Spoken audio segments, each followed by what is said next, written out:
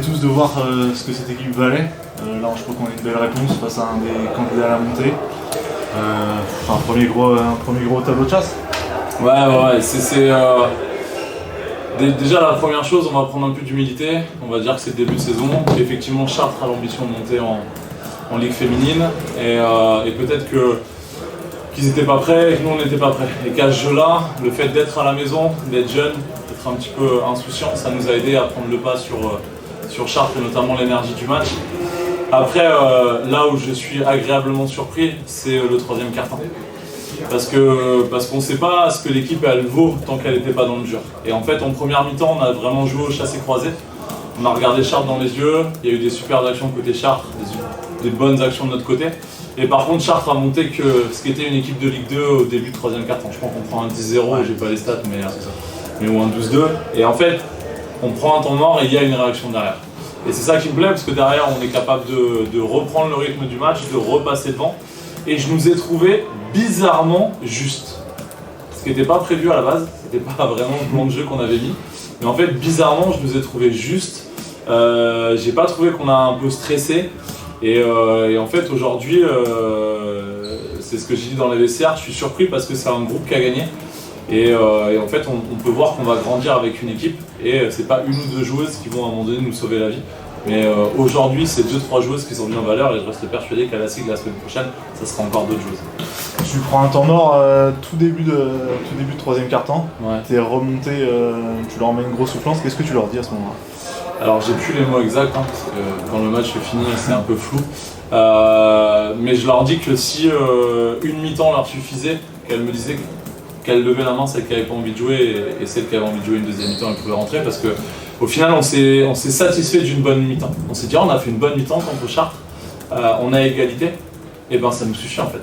Mais c'est pas le projet, c'est pas le projet. Le projet, c'est on prend tous les matchs, on donne notre vie, et on voit ce que ça fait à la fin. Donc on donne sa vie le samedi, on grandit la semaine. Parce qu'on veut dire que le match, vous le gagnez en défense aujourd'hui.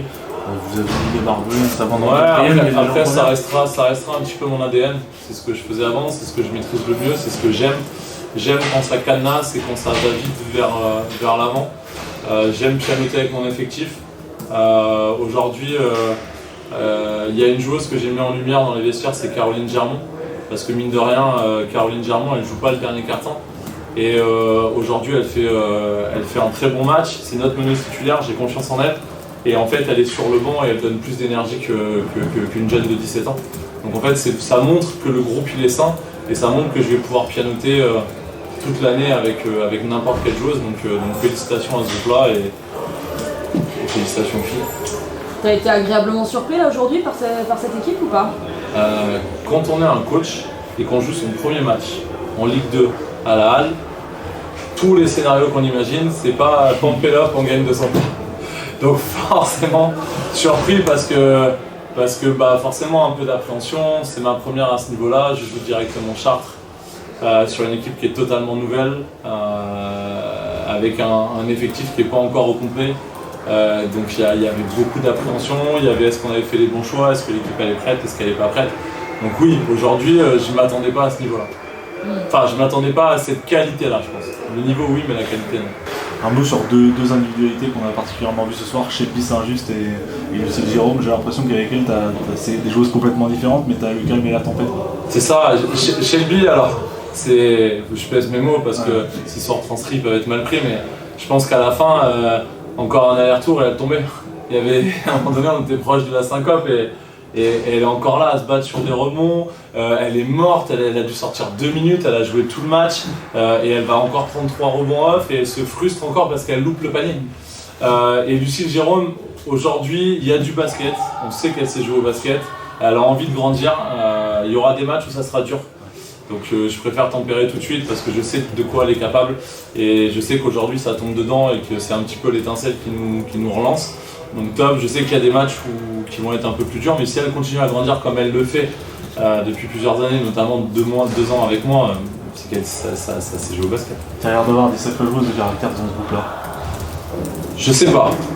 Ou alors je suis un coach de caractère, donc en fait ça se nivelle, mais moi je trouve que ça correspond à ce qu'on veut faire cette année, donc pour l'instant c'est plutôt cool, mais Mais aujourd'hui, il y a des filles qui ont eu très peu de temps de jeu, il y a des filles qui ont été benchées, il y a des filles qui ont eu plus de responsabilités et on a gagné.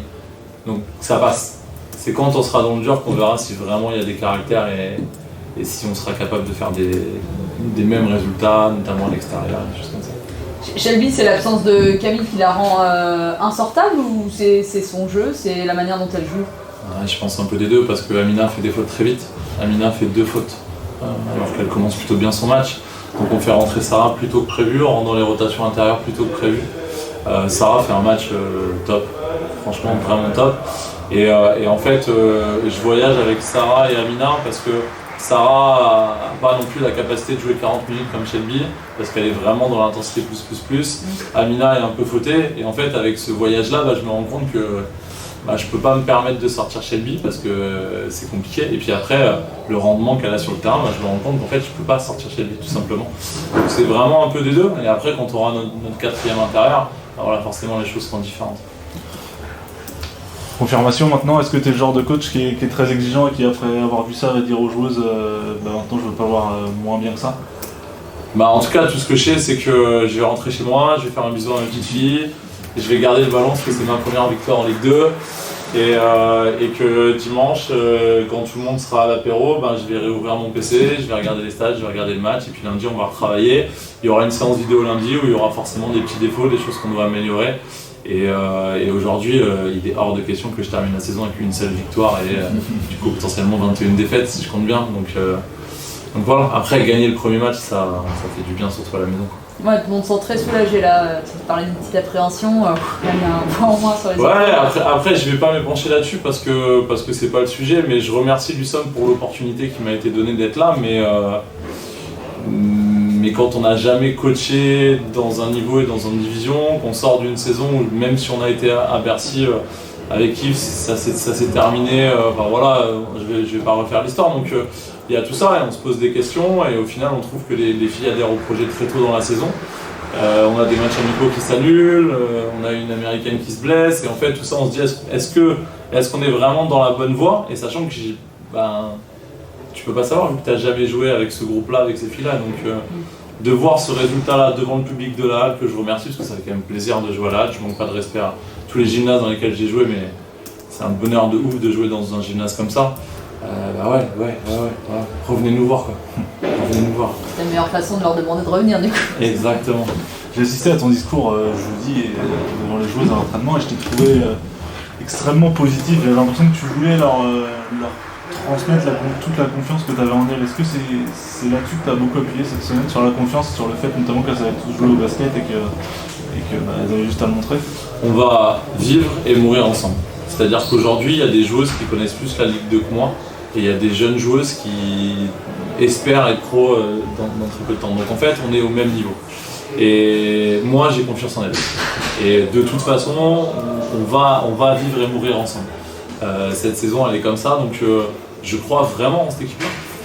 Et parce que je l'ai choisie. Donc en fait, on m'a donné l'opportunité de construire l'équipe de A à Z.